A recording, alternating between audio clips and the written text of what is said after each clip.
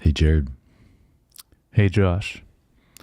What do you call a gang of math teachers? Gang of math teachers? Yes, like arithmetic teachers. Mathematicians. Yes. Ooh. I don't know. What do you call them? The algebros. I was going to say something algebra related to it. I was on the right track that time, at least. Yep. Okay. All right. Solid.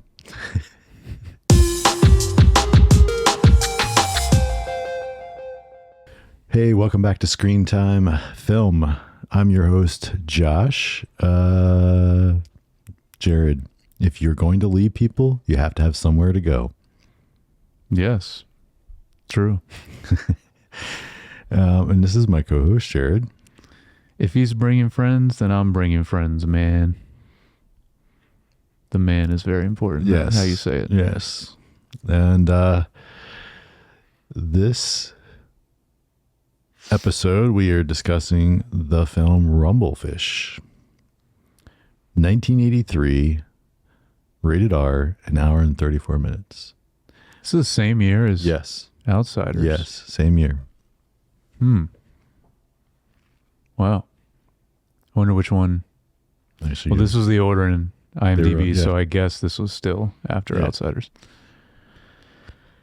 absent-minded street thug Rusty James struggles to live up to his legendary older brother's reputation and longs for the days of gang warfare. All right, so Francis Ford Coppola directing.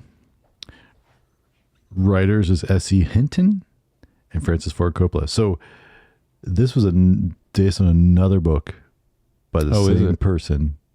Because, right, that's the same author as The Outsiders. Oh, okay.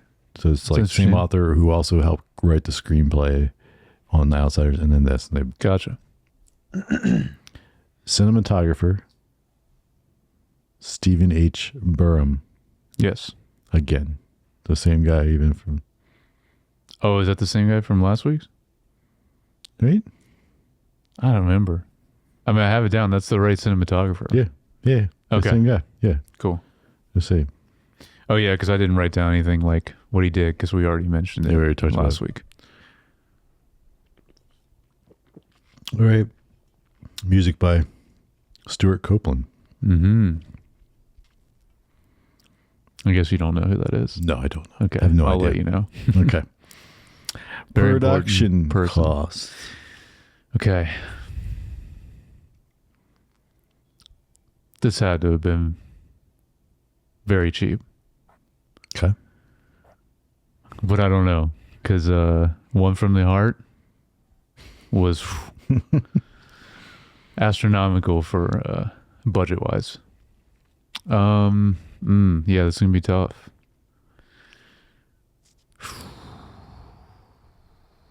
Let's say I'm still gonna go a little high though. Let's say 7 million. Ooh.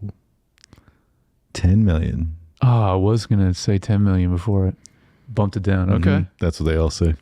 I know. I'm gonna say that every week. Yeah, that's the number I was gonna say. That's exactly what That's I was the one thinking. I was thinking first. Yeah. All right, so we got some Got some people. people in this. Yeah. People you might have heard of. Yeah. So we got Matt Dillon as a star, the main character. Mm-hmm. Mickey Rourke as his older brother. Diane Lane as the love interest. Right. And then Dennis Hopper as his father. Mm-hmm. And then Diana Scarwid,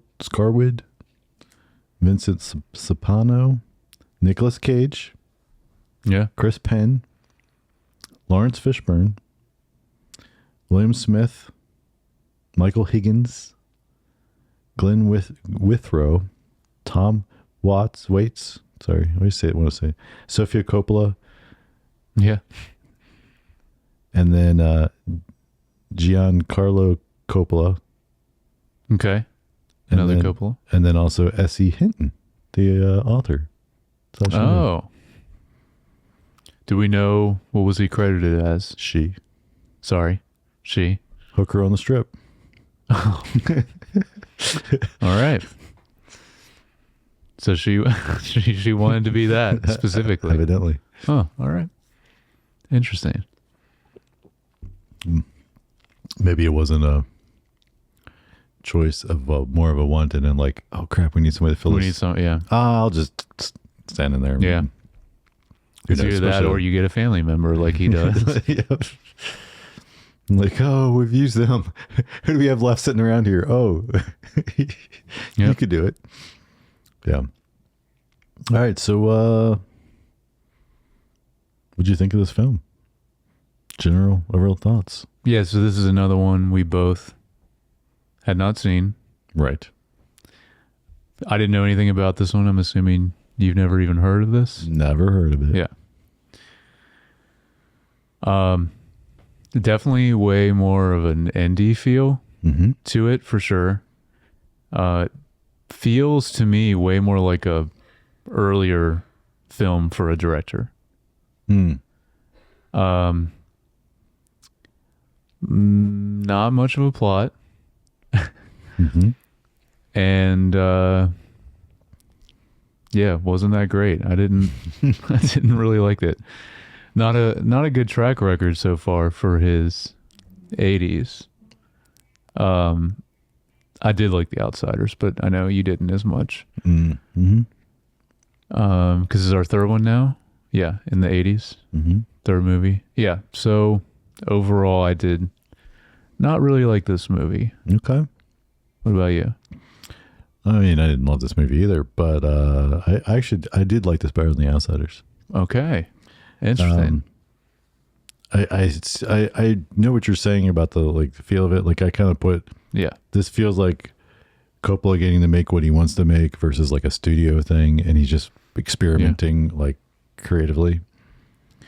So, but don't you think it feels more like something he would have done, like more during like Dementia 13 and like, right? But I think it's like at his true heart what he wants to make. Sure, yeah. And I feel like he's, especially at this point, he's probably made so many things that has so much pressure again, and then like the one from the heart where like way over budget and dealing with that, and of course with the Apocalypse Now, like and so like I think he just wanted to get back to his roots and just do something probably as like more almost like for fun I mean, maybe not the way to say it, but like almost like, no, I just want to make what I want to make and experiment and be creative, and less like, oh, I gotta, like, I equate this to like a few times I like just make something random, because like most of the time, I'm working on a project that someone's paid me money,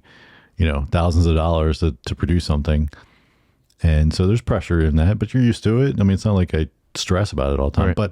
but there's a certain level of like, and then sometimes when you're just like, oh, let's just shoot this thing. I literally actually did this last week, but we were just having fun and capturing random stuff because none of it matters. If you don't do anything with it, it doesn't matter. But if something comes out cool, oh yeah, that's cool. Okay. And and it kind of, because it brings back that original joy that you had in like holding a camera or doing it.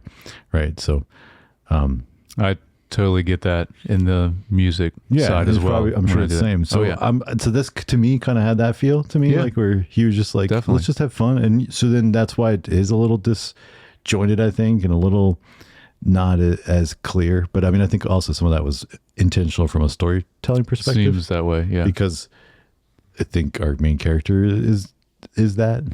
Yeah, and it didn't seem like, you're right, it definitely seemed way more, what's the right word? Just free-flowing.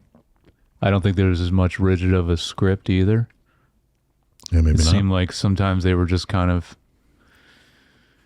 going off a little bit of it. Yeah. But I don't know.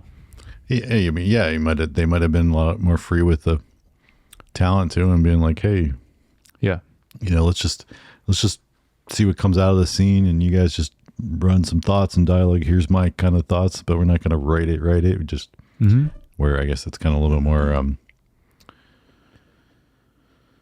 ad-libbing or almost like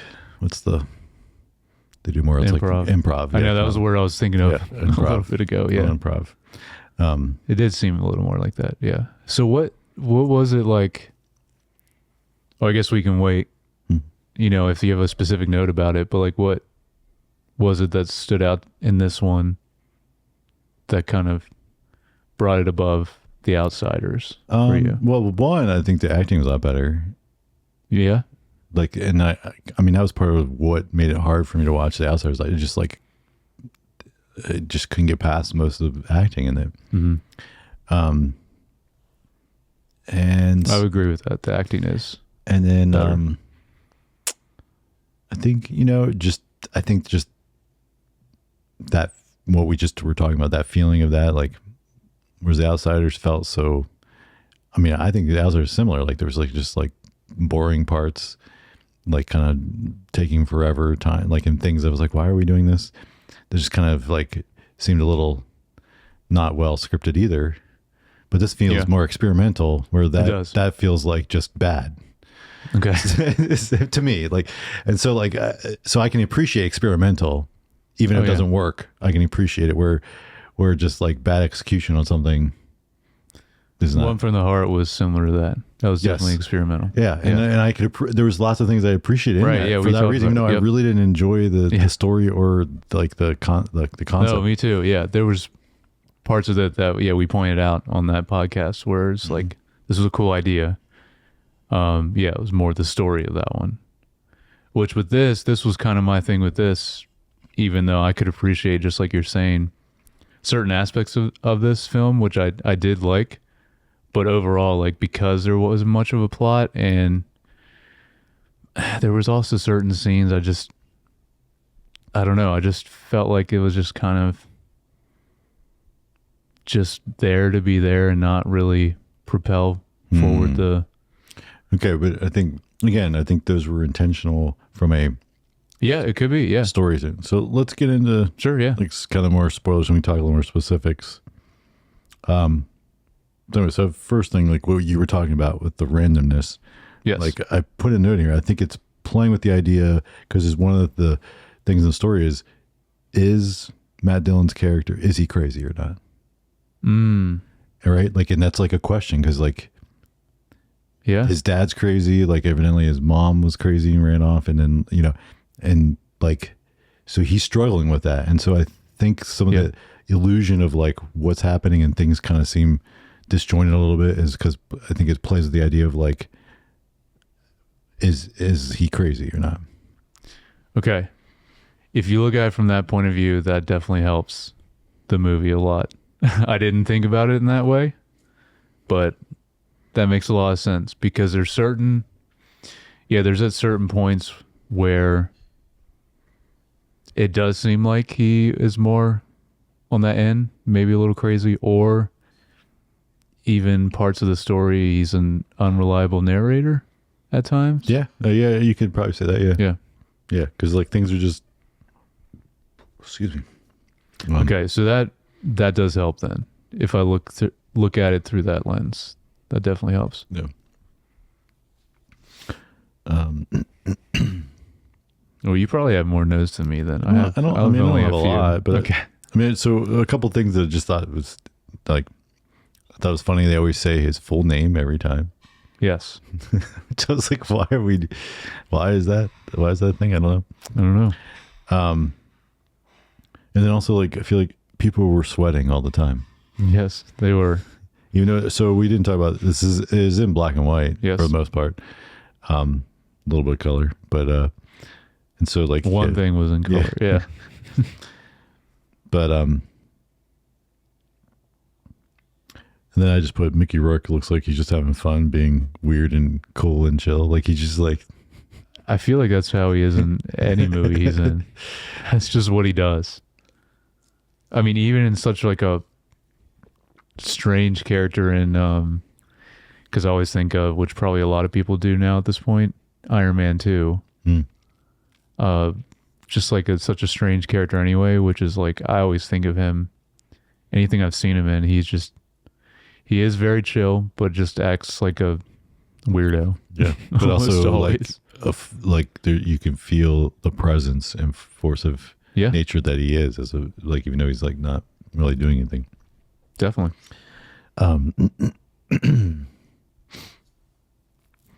So, and then also I had no, like, Diana Lane, great again. Yes, I have. Yeah, I have that as a note too. I think she's again one of the standout performances. Yeah, Patty. Yeah, that's her name in this. Mm-hmm. Along with, I would say, the other two that I thought were great. We don't get a lot of Lawrence Fishburne in this. I thought he was great in this. Mm-hmm. And I really like Nicolas Cage too. And that was actually my first note, was just mentioning it's cool that we finally get him like more front and center. Because he was technically in Outsiders, right? But like he was just in that fight scene and like random. So I like that he's an actual character. Yeah, and you're right. No, he was good. And to be honest, like, I don't know, like I kind of liked him in this. And because sometimes he kind of is weird and annoying in like some movies, I think. Yeah, he always has that Nicolas Cage but like aspect. It was like not quite. Not as much in this. No. So like it was like dialed back because it's like he's not where once it became a thing. I think he just like leaned into it. Yeah. It's, you know what? It's perfect comparison would be Al Pacino. Because we were talking about, I think I mentioned in Godfather Part 2 was when we first saw him like go like kind of really Al Pacino with like his yelling and like just the way he talks. He didn't really do that in Part 1. And then as he goes like later on movies and decades later, he just leans into that even more. I think it's kind of similar to that. Yeah. I put a note about the fight scene. Actually wasn't half bad. Yeah, especially for Coppola. We mentioned, or you've mentioned a few times, that's not his strong suit. And it was a little goofy when he let the motorcycle go and it like flipped the guy. That's actually my next note. That was the only point, because I agree that it was an interesting fight scene, but that motorcycle hitting the guy and like it go flying, like it looked goofy and pretty bad. Yeah. Even for like, because some of these things we always take into account when it came out. And just this is 83. Yes, like this is we're in deep into Star Wars. Better than that. Yeah. Star Wars Empire Strikes Back's been out. I mean, well, there are plenty of other things. Yeah, like late 70s, early 80s, there was a lot of good action. Yeah, because that was one of the things I think I mentioned up top when we started with Coppola with Dementia 13. I kind of prefaced it with like, this is an early 60s movie. And I think we even talked about in that movie, the acting, like the way they act is a very specific way for that time, how a lot of movies were. And I think you even get that, I kind of want to say even almost every decade. There is a certain, not only with like the type of movies that seem to come out in that decade, but like I think the acting evolves and like people act in a certain way in certain decades too. It seems, at least to me. Yeah, and not always the case, but like someone will do something a little different, and then it doesn't necessarily mean it's like crazy different, but like just move in a slight different direction and be like, oh, their performance is more pulled back, and then then like, and everyone's like, wow, that was actually great, and then like, so then like, people shift to that. I mean, it's probably kind of like way music, like, there's styles that kind of get into popularity in certain decades, and of course you can kind of structure it roughly and be like, oh, this is what 80s music sounds like, or this is what 90s music.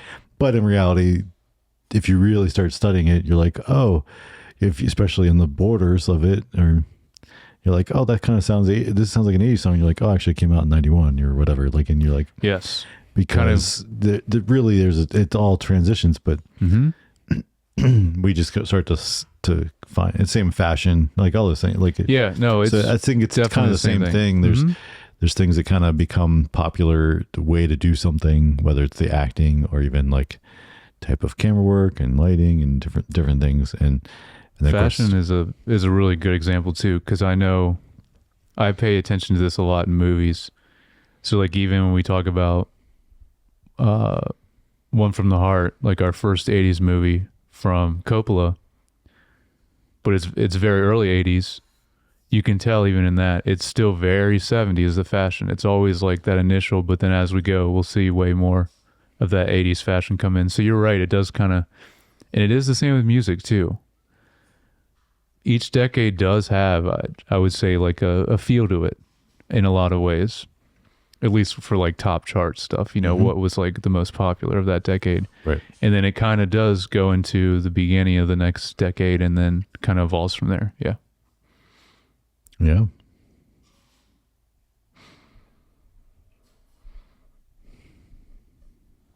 Yeah. Notes about like my next thing. I only have two more things, but I thought it was interesting. It looked bad sometimes, but I also thought this was an interesting choice. And now after you talking about his mental state too, it makes even more sense. Just like the artistic decision of Rusty, like floating around, when he starts to do that, and kind of going to different and seeing different people while he's floating. I thought that was a cool decision to make in the movie, even though, like I said, it didn't look the greatest always, but interesting idea, especially with the framing that you're now talking about. Yeah.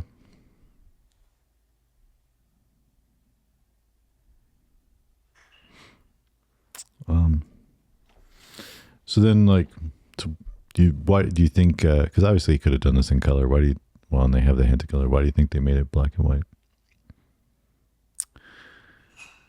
I'm not sure specifically, but I have like kind of a question that kind of goes along with that has to do with like the ending and the overall with the movie. I don't know if you want to get into yet, if you have any more notes before that. I don't have specific notes like that. I have more. Well, it's always so weird because I know we try to break up a little bit, like talking cinematography. Yeah. But then it's like sometimes like that conversation, like they overlap. Yeah, which is fine. We can. So, but like, yeah, I kind of have more stuff in that. Okay. On how. Yeah, but do you want to jump to the end? Yeah. Is that your last notes on that? That's my last note. So I just didn't know if you had anything else for like any other scenes in particular. Not specifically from story standpoint, okay. More like visuals, but of course visuals support the story. So yes, very true. So is the music. Yeah. That's why we have. It's all in service of the story. Yep. That's why we have specific sections in these podcasts for those. Yeah, I have so my question is for like, what was the significance of having only the fish be the only thing in color? Because obviously that was intentional. And then, right. Well, that's what I mean. Like, and then also like, is there like a larger point to the whole movie, or maybe it is more of like just like a hangout, like you're saying, movie? Because like there are some elements to the plot, but there's not a whole lot, at least to me, that really kind of kept that forward momentum going. Yeah, no, I agree. Yeah. If you break it down to the simplest, like there's not a lot happens. Yeah. But no, so I think it was intentional, the color, a little bit of color with the fish, and then because that was the only thing though, right? Was there anything else? That's the only thing I noticed. Yeah, me too. Okay. Just want to make sure there wasn't anything I would imagine that means they probably shot it all in color and like made it look black and white. That's my guess. I don't know. I have to look in the trivia. They even unless they would that been easier than just I don't know. shooting all black and white and then trying to colorize the fish. I don't know. I don't know back then. Like it's like That's true. Nowadays it would be easier just to shoot it all color and convert it to black and white. Yeah. Well, also with like you don't want, and then leave a little bit of color where you want it. Yeah. But I don't know. I don't know if also, because I think some of the movies that we've done before, or at least one in particular, I know we said there was a color version of it as well. Oh, it was the Coen Brothers movie that we actually really liked. The Man Who Wasn't There. Yeah, is that what it was? It wasn't there. Yeah, but but they intentionally shot that on black and white. It was, but I think I mentioned that we didn't see the colored version, but they released a colored version of it. So I don't know if there is another version of this one as well or not. I don't know. But like the note I put about the color and like kind of just making it feel more surreal and dreamlike. Okay. It's kind of like what I was thinking, like because even like some of the stuff, even in the black and white, like things would sometimes feel a little hazy. Yes. Right. Like, and then of course, it's also all the smoking too. Yeah. I know.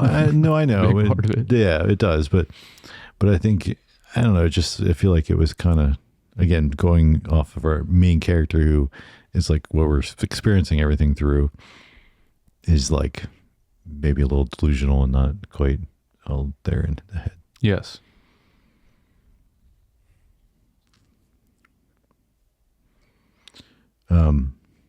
Yeah, we get into a little cinematography. The so in the beginning of the pool hall, there was like a lot of harsh contrasting shadows. We kept moving in and out. It was cool. I mean, like it's not easy to do that well to make sure your people still can be seen. So that was cool. I thought the bike ride through the city when he gets on was really, really nice visually. I have something that's similar to that about the end too, which we can talk about also. I think just in general, my main thing that I noticed, and I didn't write down exactly which scenes, but there was a few times where they did some really interesting camera angles that weren't like normal, like or not typically what you see, especially in like this kind of movie. So I like that.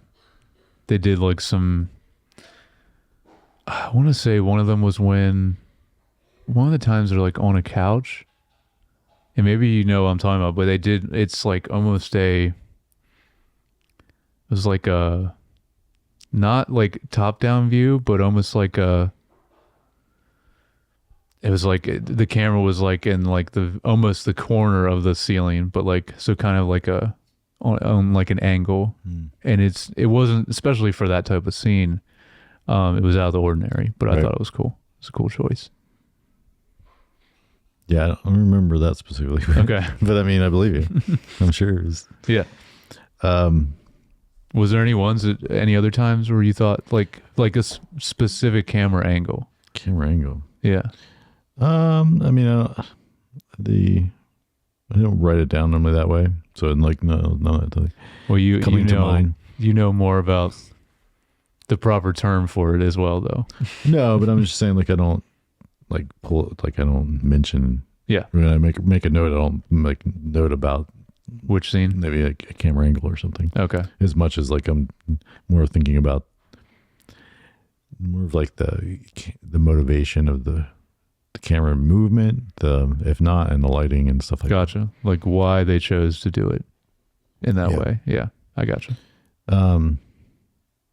There was they did a good job, job where they did the transition from day to night in the city skyline that I thought was really cool. I don't know if I remember this one. Yeah. Just one of those things that would like. Well, I mean, in black and white, it's a little bit harder to do as well. Like seeing that difference from, yeah. Of course, I mentioned here like kind of Rusty's hallucinations. Yep. It was kind of cool. Mm-hmm. So then, at the end, stuff with the death by the river That stuff was crazy. And then the end shot where it's like the long dolly of all the people moving towards his dead brother, and like it dollies past them as they're all moving this way. It's going the opposite direction, and then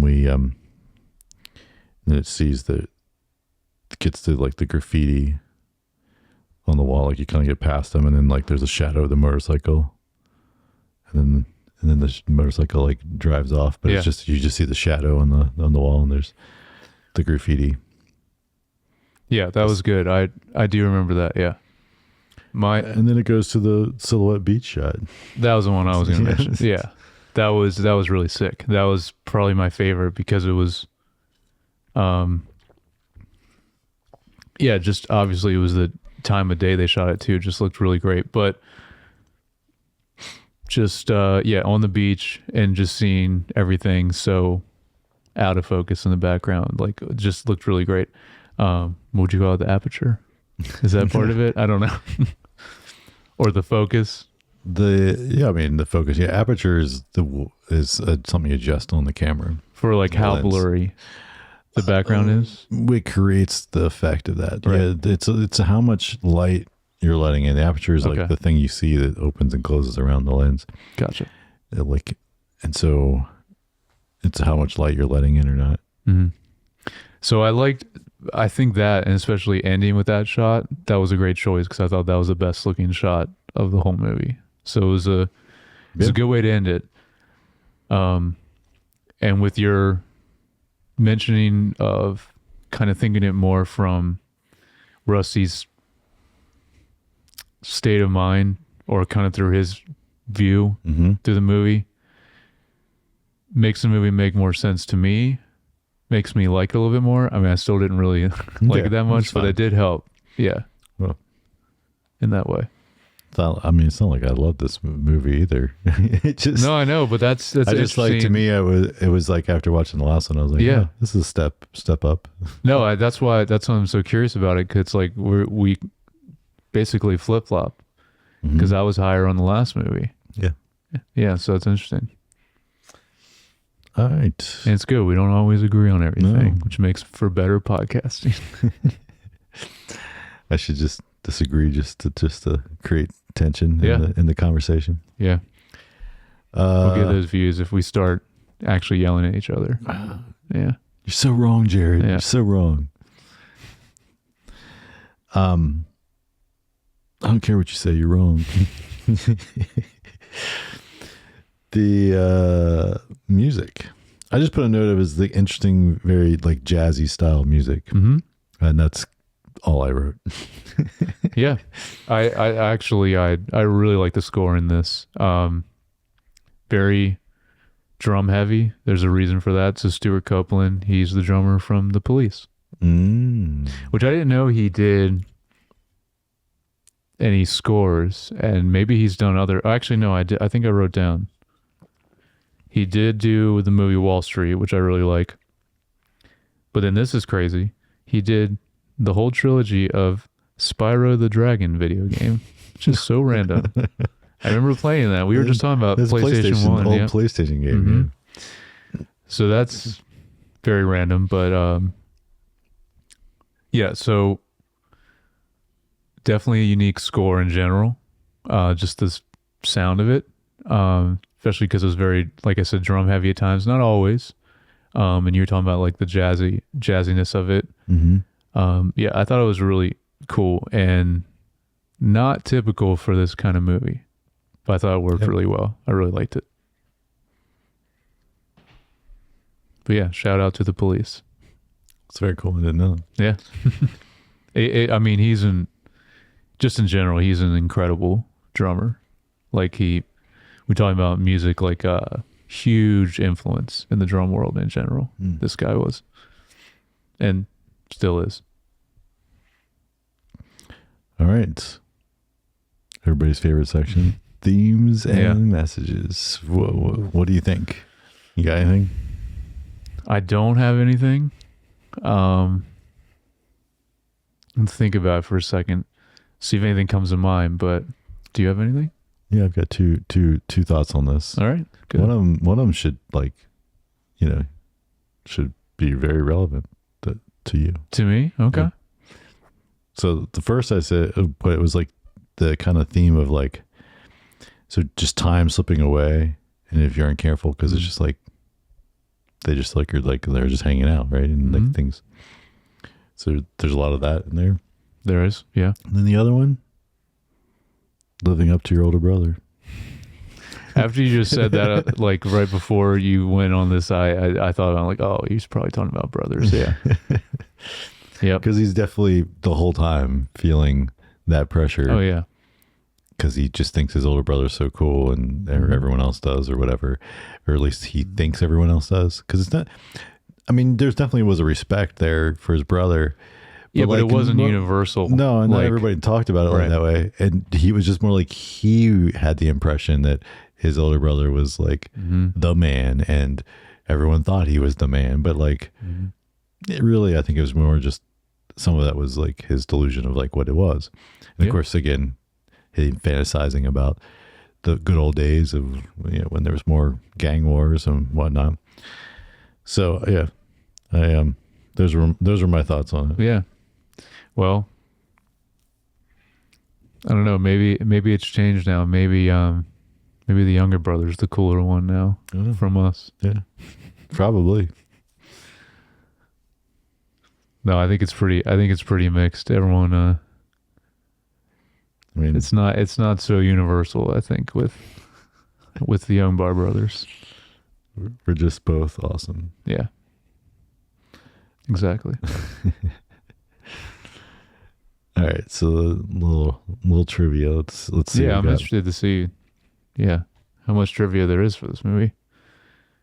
Because it's very, like, just never heard of this movie at all. All right, so Mickey Rourke remembers that he approached his character as an actor who no longer finds his work interesting. It's a good approach for that, I guess, putting off that vibe. Yeah. Yeah. And then the sound technicians on the film had a hard time hearing Mickey Rourke's dialogue on set, often asking him to speak louder. As a result, the sound crew referred to the production as mumblefish. I like that. The mix of black and white footage of Rusty James and the motorcycle boy in the pet store looking at the Siamese fighting fish. Yep. Stephen Burham shot the actors in black and white and then projected that footage on a rear projection screen. They put the fish tank in front of it with a tropical fish and shot it all with color film. So they did shoot. Okay. That makes it. Yeah, I guess that's not too bad to do then. If you do rear project, is it rear projection? Is that what they did for it? Or front, I don't know, some kind of projection. Yeah. This says, this is one of Coppola's top 5 favorite films of his own. There it is. Every week. Everyone.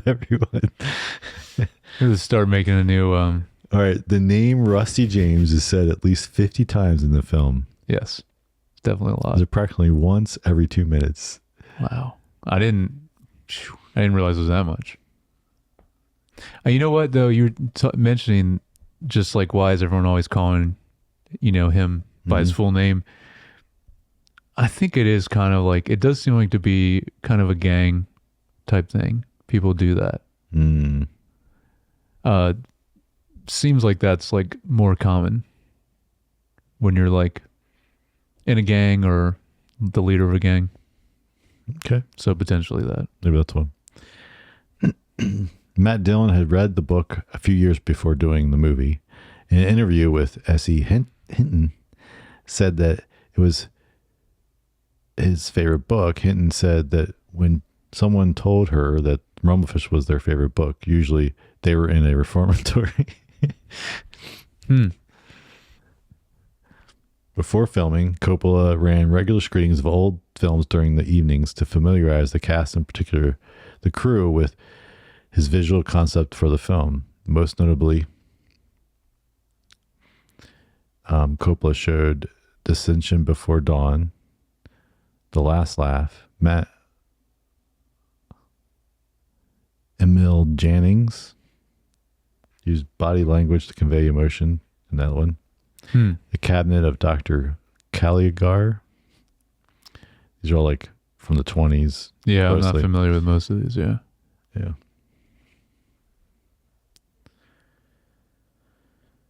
But, I mean, it definitely had to feel like he, like you said, besides him just wanting to do something that's more experimental, it did have that older feel to it, like from movies from decades before. Yeah. So it's just while shooting The Outsiders, Coppola decided to make a second film back to back with it, a smaller, more personal work. The result was Rumblefish. Okay. And it too is based on a book by S.E. Hinton. So they actually were shooting them at the same time? Or back to back. He probably right after. So he said he while shooting The Outsiders. So like, I guess they. Well, I'm sure he was at least working on it, like the script or like getting ideas together. Yeah. Yeah. That's cool. I mean, that's a good example of just, again, I don't know how it was released, both of these movies, but it's a cool example of how quickly you potentially could shoot, edit and release a movie like this. So Tom Cruise had told Coppola that he wanted to work with him again and take any role. So Coppola invited him to workshops and rehearsals for the movie. This movie which starred Matt Dillon. Mm-hmm. But Tom Cruise left after he was offered the lead in Risky Business. Oh, yes. Yep. We were just talking about that. That was around this time. Yeah. Yep. I could definitely see Tom Cruise in this movie, though. Yes. As one of the... For sure.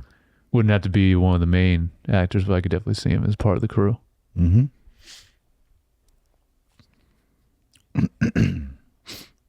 All right. So any final thoughts on this? I don't think so. It's probably going to be somewhat of a shorter pod in general, but yeah, it's all right. I just to reiterate, I think this movie now has more substance to it after you explained, kind of thinking of how our main character, looking at it through his point of view, and even potentially how he interacts with other people and how using it as a storytelling method with even like I said, like somewhat of maybe an unreliable narrator or not all there mentally. Gives it more depth, which I like. Yeah, I think, wouldn't say, I mean, I still wouldn't be like, oh, you got to go watch this. You got to watch, yeah. I mean, it is all right, but yeah. but it's surprising. I think it's surprising The Outsiders is the one that's more well known. Yeah. But I don't know if it's because it's more audience friendly. Probably that, and just and maybe it wasn't at the time, but I think maybe it got way more popular because of the cast. Yes, a little, there's even more people in that. Yeah. True. All right. Well, next time is The Cotton Club. Yes. Yeah, I was just looking it up because I wasn't sure what we were doing next. Yep. Continuing on, unless you've heard of this movie. Nope. Okay. Continuing on. Going in blind again. Yeah. Let us know what your thoughts are on if you've seen Rumblefish or if you have thoughts on Cotton Club, and send them in before we do it, and we can add your thoughts to our thoughts when we record that one next time. Of course, if you don't already, please like and subscribe, Apple Podcasts, Spotify, or YouTube, and send us a message or leave us a comment. You can email us at feedback@screentimepod.com. You can also follow us on Instagram. I'm at JYoungBar. And I'm at Jared Youngbar. All right. Catch you guys next time.